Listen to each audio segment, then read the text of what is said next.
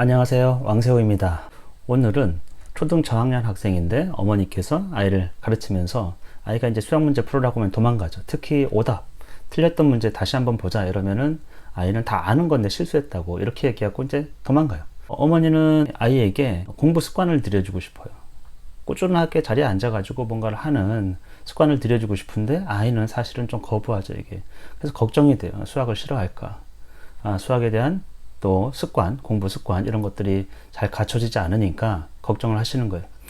일단은요, 우리가 굉장한 착각 중에 하나는 공부는 습관이 아니에요. 습관적으로 공부할 수가 없어요. 습관이라는 거는 이성의 작용을 이제 건너뛰는 것이거든요. 생각을 하지 않고 그냥 습관적으로 뭔가를 하는 건데, 공부라는 거는, 특히 수학은요, 생각을 많이 해야 돼요. 습관적으로 될 수 있는 게 아니에요.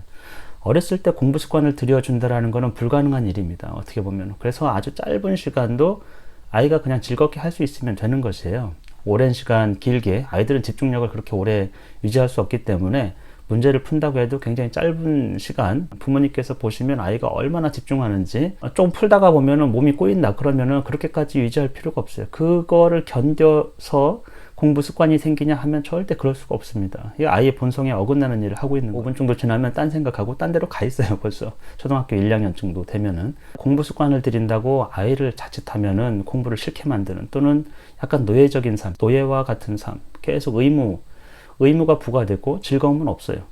그런 일을 자꾸 반복해서 이제 하게 하면 사실은 수학을 좋아할래야 좋아할 수가 없어요. 시간을 좀 줄이세요. 그리고 한 5분, 10분만 해도 괜찮다고 해주고, 그 오답 노트라는 거를 굉장히 초등 저학년, 초등 연령에서는 그렇게 어울리는 일이 아니에요. 오히려 부모님께서는 맞춤 문제를 자꾸 도드라지게 어떻게 맞췄는지를 자꾸 보는 거예요. 잘했다고 하고.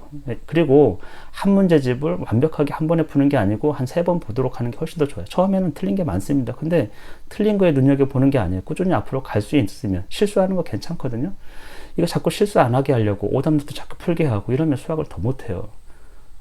자꾸 습관 들이게 하려고. 이런 인위적인 장치들이 수학을 더 싫게 만드는 것이거든요. 아이가 조금 더 발전하고 수학을 좀 좋게 하는 거는 성취를 느껴야 돼요.